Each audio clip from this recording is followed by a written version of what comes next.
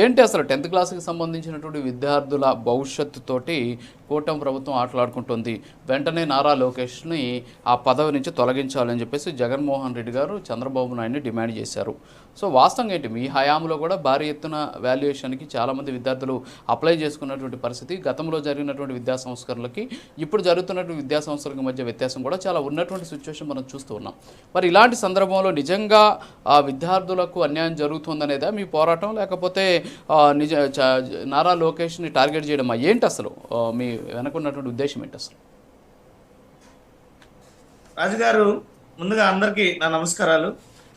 ఇప్పుడు మీరు చక్కగా గత ప్రభుత్వంతో పోల్చి గతంలో కూడా ఇది జరిగింది సర్వసాధారణమే, ఇప్పుడు జరిగింది ఇదే అని చెప్పి మాట్లాడారు.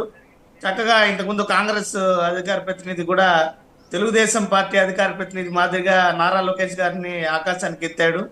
చాలా బాగా మాట్లాడాడు. ఆయన కాంగ్రెస్ పార్టీనా తెలుగుదేశం పార్టీనా మాకు అర్థం కాలేదు. రెండో విషయం ఏంటంటే, ఇప్పుడు ఒక చిన్న విషయం, నేను ఇప్పుడు గత ప్రభుత్వంతో మీరు కొన్ని గణాంకాలు కూడా తీసుకొని సంవత్సరాల వారీగా మాట్లాడారు. ఈ రకంగా జరిగింది అని ఫలితాలని మీరు ఈరోజు వివరించడం జరిగింది.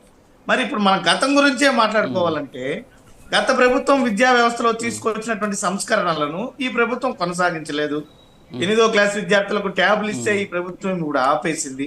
మేము సిబిఎస్ఈ సిలబస్ తీసుకొని వచ్చాం. అదే విధంగా నాడు నేడు వ్యవస్థతో విద్యార్థులకు మెరుగైన ఫలితాలు, పాఠశాలలను మెరుగుపరచడం వంటివి చేశాం. దాదాపు 15,000 కోట్లకు పైగా ఖర్చు పెట్టాం.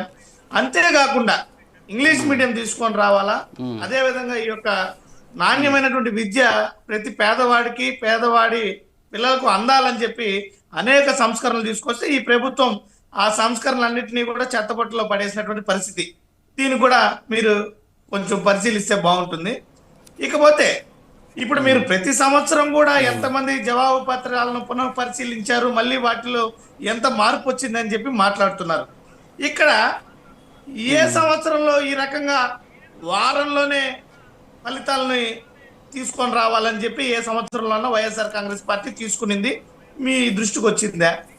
రెండో అంశం, ప్రభుత్వం ఫలితాల తర్వాత ఈ రకంగా ఓఎంఆర్ షీట్ లో ఇచ్చినటువంటి కాలమ్స్ కానీ, డిజిటలైజేషన్ లో జరిగినటువంటి మార్కుల జాబితా అప్డేట్ చేసే దాంట్లో జరిగినటువంటి వాటిలో కానీ పొరపాట్లు జరిగాయి అని చెప్పి ప్రభుత్వం అంగీకరించినటువంటి సంవత్సరం ఏదైనా వైఎస్ఆర్ కాంగ్రెస్ పార్టీ హయాంలో ఉందా? మీరు ఇప్పుడు ఈ వివరాలు మాత్రమే ఇచ్చారు.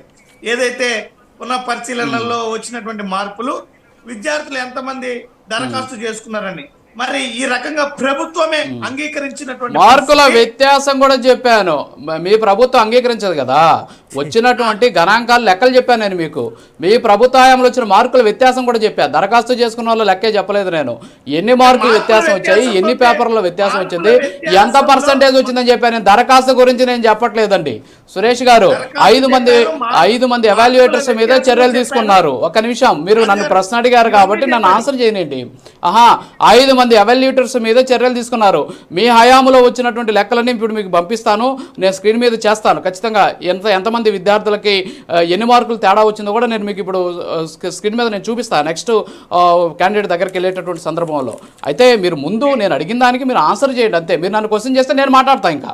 సో మీ టైం వేస్ట్ అవుతుంది. కానీ చెప్పండి రాజుగారు, నేను మీరు చెప్పింది ఏంటి, ఇక్కడ ఎంతమంది జవాబు పత్రాలను పునః పరిశీలనకి ఇచ్చారో మీరు చెప్పారు, వ్యత్యాసం వచ్చింది కూడా చెప్పారు, మార్కులు కూడా చెప్పారు. ఏ సంవత్సరంలో అవును, ఏ సంవత్సరంలో అయినా ప్రభుత్వం అంగీకరించిందా? ప్రభుత్వము ఈరోజు బయటపడి ఓఎంఆర్ ప్రభుత్వం అంగీకరిస్తుంది. ఇక్కడ ఓఎంఆర్ షీట్ లో ఇచ్చిన అదే అప్పుడు అంగీకరించాం కదా ఏంటండి, 2023లో 10,987 పేపర్లలో తేడా వచ్చింది. అప్పుడు అంగీకరించాలి, అదే అడుగుతున్నా నేను. మరి అప్పుడు అంగీకరించాలి, ఇప్పుడు అంగీకరించింది. అప్పుడు చర్యలు తీసుకోవాలా, ఇప్పుడు చర్యలు తీసుకుంది, దాని గురించి మాట్లాడుతున్నాను సార్ నేను. చెప్పండి.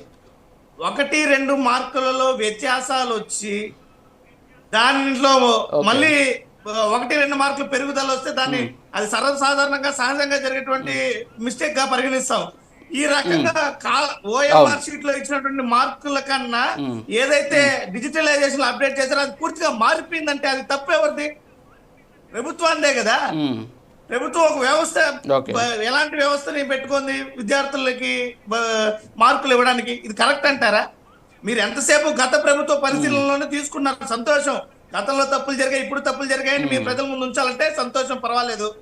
మీ ఉద్దేశం అదైతే మేము దాని గురించి మాకేమో అటువంటి అడ్డంకి లేదు. అయితే ఇక్కడ ప్రభుత్వం ఏమైనా తప్పును అంగీకరించుకుందంటే అది కూడా మీరు దాన్ని కూడా మెచ్చుకుంటున్నారా? అంటే దీనిలో ఏ తప్పులు లేవంటారా? ప్రభుత్వం ఇక్కడ స్పష్టంగా వాళ్ళ తప్పును ఒప్పుకొని అధికారుల మీద చర్యలు తీసుకొని దానికి బాధ్యులైన వాళ్ళని వదిలేసి ఒక ఇద్దరు ముగ్గురు మీద చర్యలు తీసుకొని దాన్ని తప్పిపుచ్చుకుంటామంటే ఈరోజు పోటీ పరీక్షలకు వెళ్లాల్సినటువంటి విద్యార్థుల పరిస్థితి ఏంది? అంటే ఇప్పుడు ఎట్లా మరి డిఎస్సి మొత్తం ఆపేసి టీచర్లు అందరి మీద చర్యలు తీసుకుందామా? అయితే ఇప్పుడు ఎవరి మీద చర్యలు తీసుకోవాలి అనేది అక్కడ విచారణ జరుగుతుంది. విచారణ జరిగినలో ఎవరు ఎవాల్యుయేటర్ అనేది తెలుస్తుంది. 5 మంది ప్రశ్నపత్రం ఈ సాక్షులు కూడా వచ్చింది చూసుకోండి. 5 మంది విద్యార్థులకు అబ్నార్మల్ మార్క్స్ వస్తే వాళ్ళని ఫెయిల్ చేసినటువంటి పరిస్థితి. సోషల్ స్టడీస్లోనే మ్యాక్సిమం ఎక్కువగా అలాంటి పరిస్థితి వచ్చింది. ఎవరైతే 5 మంది ఉన్నారో 5 మందిని సస్పెండ్ చేశారు. 88% మార్కుల్లో ఏమాత్రం మార్పు లేదు. ఆడ మార్పు ఉండేది 12%. అందులో 5 పేపర్లు మాత్రం అబ్నార్మల్ వచ్చింది. 5 మందిని సస్పెండ్ చేశారు. అంటే మీ డిమాండ్ ఏంటి? నారా లోకేష్ రిజైన్ చేయాలి, అలాగే వ్యవస్థ మొత్తం కూడా ప్రక్షాళన చేయాలి, అంతేనా మీ డిమాండ్?